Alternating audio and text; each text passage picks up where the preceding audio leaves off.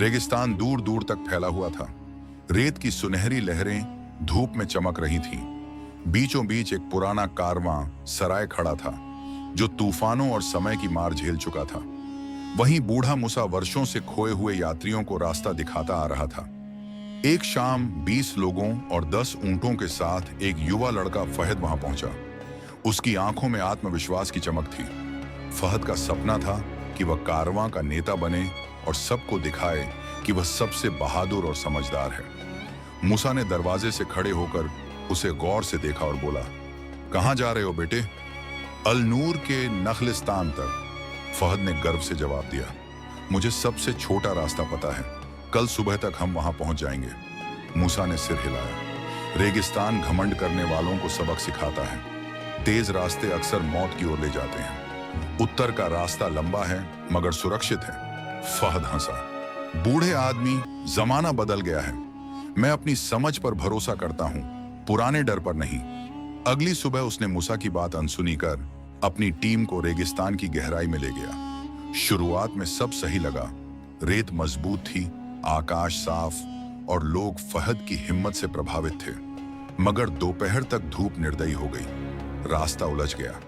मूसा ने जिन निशानों का जिक्र किया था वे कहीं नहीं थे। दूसरे दिन पानी खतरनाक रूप से कम हो गया। ऊंट कराहने लगे और लोगों के होंठ सूख कर फटने लगे। फहद को अपनी गलती का एहसास हुआ, मगर उसका घमंड उसे चुप रखता रहा। तीसरे दिन कारवां थका हारा पुराने सराय पर लौट आया। मूसा दरवाजे पर खड़ा था, शांत और स्थिर। तुमने मेरी बात नहीं मानी, मूसा बोला। अब रेगिस्तान ने तुम्हें सिखा दिया कि घमंड की कीमत कितनी भारी होती है। फहद बोला, क्या तुम हमारी मदद कर सकते हो?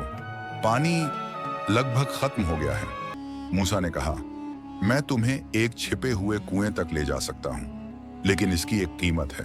फहद ने पूछा, सोना, चांदी, जो कहोगे दूंगा। मूसा मुस्कुराया, ना सोना ना चांदी, कीमत है सच्चाई। सबके सामने अपनी गलती मानो। फहद का घमंड आखिरी बार जागा, मगर जब उसने बच्चों के सूखे होंठ और बुजुर्गों के कांपते हाथ देखे तो उसका अहंकार टूट गया। वह खड़ा हुआ और बोला, मैं गलत था। मैंने घमंड में गलत रास्ता चुना। अगर मूसा ना होते तो हम सब मर जाते। मुझे माफ कर दो। लोग चुप रहे, फिर सिर हिलाया। मूसा ने उन्हें रेत के टीलों के बीच छिपे कुएं तक पहुंचाया। ठंडा पानी निकला और सबने राहत की सांस ली।